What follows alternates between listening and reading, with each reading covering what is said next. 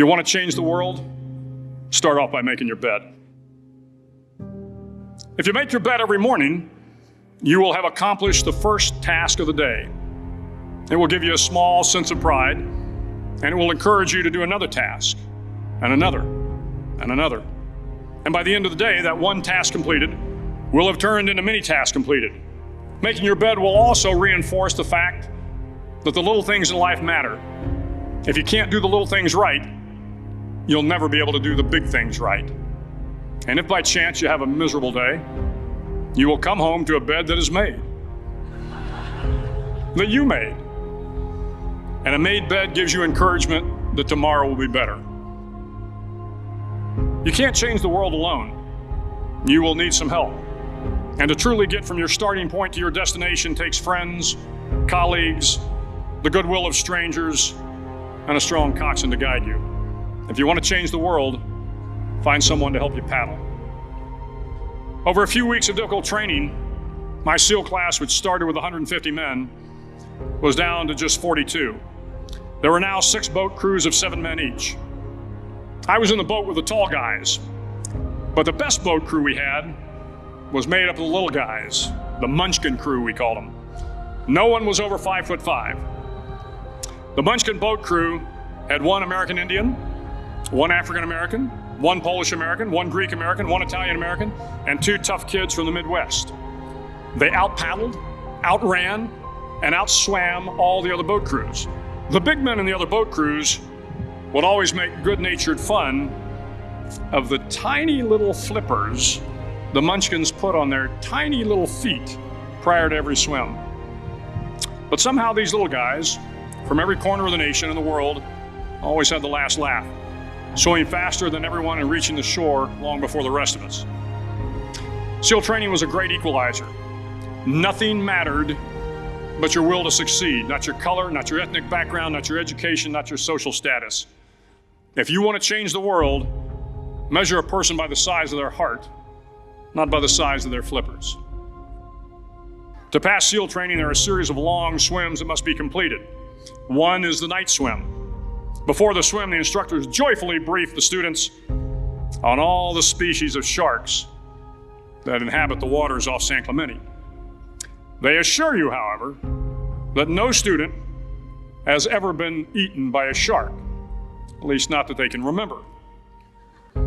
But you are also taught that if a shark begins to circle your position, stand your ground. Do not swim away. Do not act afraid. And if the shark, hungry for a midnight snack, darts towards you, then summons up all your strength and punch him in the snout, and he will turn and swim away. There are a lot of sharks in the world. If you hope to complete the swim, you will have to deal with them. So if you want to change the world, don't back down from the sharks. The 9th week of training is referred to as Hell Week. It is 6 days of no sleep, constant physical and mental harassment, and 1 special day at the Mud Flats.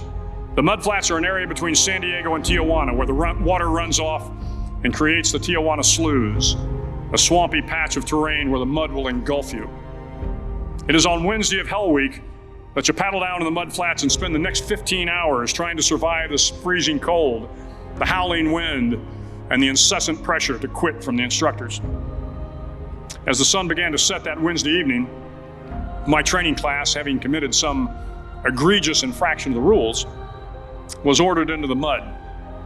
The mud consumed each man until there was nothing visible but our heads. The instructors told us we could leave the mud if only 5 men would quit.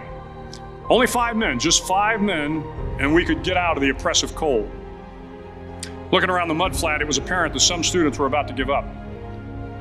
It was still over 8 hours till the sun came up. 8 more hours of bone-chilling cold.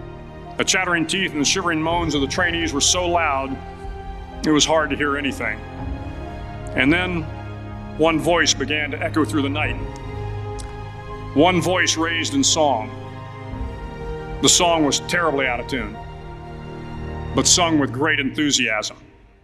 One voice became 2, and 2 became 3, and before long, everyone in the class was singing. The instructors threatened us with more time in the mud if we kept up the singing, but the singing persisted. And somehow the mud seemed a little warmer, and the wind a little tamer, and the dawn not so far away. If I have learned anything in my time traveling the world, it is the power of hope. The power of one person, a Washington, a Lincoln, King, Mandela, and even a young girl from Pakistan, Malala. One person can change the world by giving people hope. So if you want to change the world, start singing when you're up to your neck in mud. Start each day with a task completed. Find someone to help you through life. Respect everyone. Know that life is not fair and that you will fail often. But if you take some risks, step up when the times are the toughest, face down the bullies, lift up the downtrodden, and never ever give up. If you do these things, the next generation and the generations that follow will live in a world far better than the one we have today. And what started here will indeed have changed the world for the better.